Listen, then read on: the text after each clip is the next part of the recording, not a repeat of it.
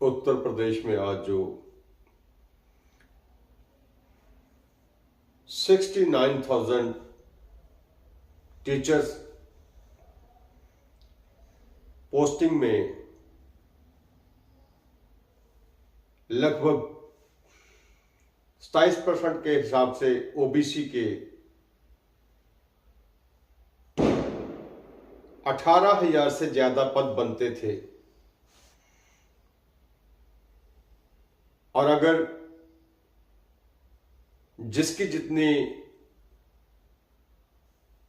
गिनती बारी उसकी इतनी हिस्सेदारी के मुताबिक बात करते तो ये संख्या कम से कम 44,470 बनती उत्तर प्रदेश में ओबीसी के जनसंख्या अनुपात के हिसाब से। पर आज जो ओबीसी समाज से आने वाले उत्तर प्रदेश के शिक्षा मंत्री संदीप सिंह के निवास पर पहुंचने पर जो ओबीसी की इन बेटियों पर और भाइयों पर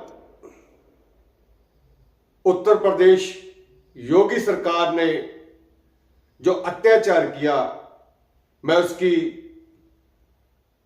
निंदा करता हूं। Shame shame shame. Modi ji, Amit Shah ji और जोगी जी को शर्म आनी चाहिए। 2018 से लेकर आज तक इन ओबीसी अध्यापकों को न्याय नहीं मिला। जो कहते हैं बेटी पढ़ाओ बेटी बचाओ, सच में मोदी जी की टांग नहीं फिसली थी, जबान नहीं फिसली थी, मन का भाव अंदर से बाहर निकला था। बेटी पढ़ाओ बेटी बचाओ। मैं एक बार फिर योगी आदित्यनाथ की निंदा करता हूं कि वह अपने मुख से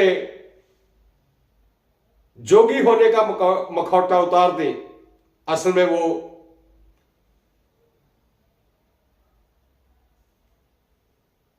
ठाकुर है जो पिछड़ों को, दलितों को, अल्पसंख्यकों को न्याय नहीं देना चाहता, जिसकी असली मानसिकता, वास्तविक मानसिकता जो है वो दलित विरोधी है, पिछड़ा विरोधी है और अल्पसंख्यक विरोधी है। मैं उन हिजड़ों को भी याद दिलाना चाहता हूं जो भाजपा में सिर्फ ताली बजाने के लिए बिठाए गए हैं। चाहे वो शिक्षा मंत्री संदीप सिंह हो, अनुप्रिया पटेल हो, केशव मौर्य हो, आजकल नए नए मंगरू चाचा वहां पहुंचे हैं एनडीए में, ओपी राजभर और उनके साथ वो तमाम पिछड़ा वर्ग के नेता, एमएलए, मंत्री, मेंबर पार्लियामेंट और केंद्रीय मंत्री और देश का प्रधानमंत्री जो खुद को ओबीसी बोलता है। ओबीसी के लोगों के लिए ये हिजड़े से ज्यादा कुछ नहीं है, क्योंकि इन्होंने एक भी काम ओबीसी के पक्ष में नहीं किया, ना तो जाति जनगणना करवाई और ना ही पिछड़ों को उनकी संख्या के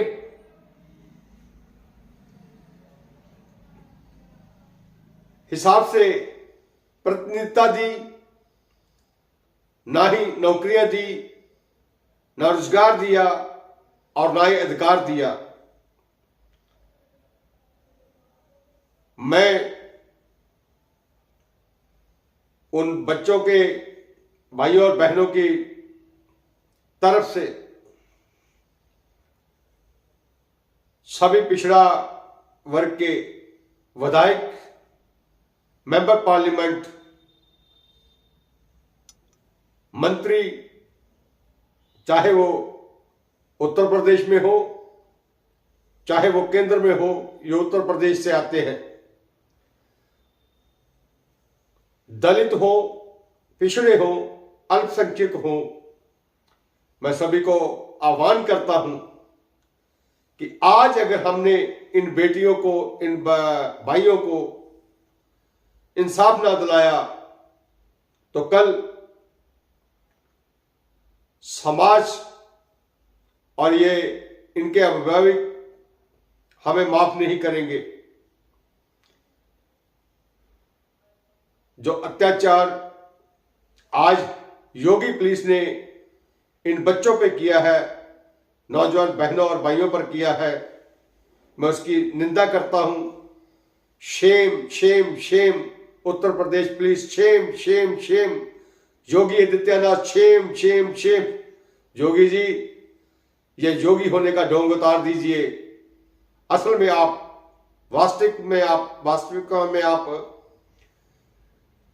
ठाकुर हैं और आपने भगवा लिबास पहना हुआ, गिरवा लिबास पहना हुआ है। इसके पीछे जो छुपा हुआ है वो पिछड़ा विरोधी है, दलित विरोधी है, अल्पसंख्यक विरोधी है। उत्तर प्रदेश की जनता को भी पहचानना चाहिए कि हमारी गिनती उत्तर प्रदेश में 100 में से 90 है और 100 में से 90 बाघ हमारा है। और इस बाघ को लेने के लिए जितने भी उत्तर प्रदेश में ओबीसी विधायक हैं उनको शर्म आनी चाहिए जो भाजपा के साथ है। चाहे भाजपा छोड़ दे, समाजवादी पार्टी के साथ आ जाए। दलितों को भी मैं बोलूंगा कि दलित विधायक भी भाजपा छोड़कर वो भी समाजवादी पार्टी के साथ आए।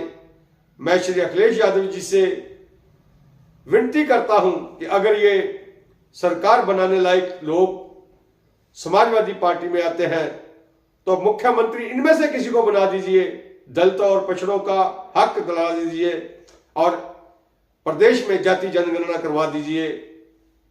ये आपका भी बहुत बड़ा एहसान होगा अगर भाजपा से दलित और पिछड़े अपने लोगों पर होते हुए जुल्म को देखकर, अन्याय को देखते हुए भाजपा को छोड़कर समाजवादी पार्टी में आते हैं तो उनको मंत्री पद और मुख्यमंत्री पद दे दीजिए।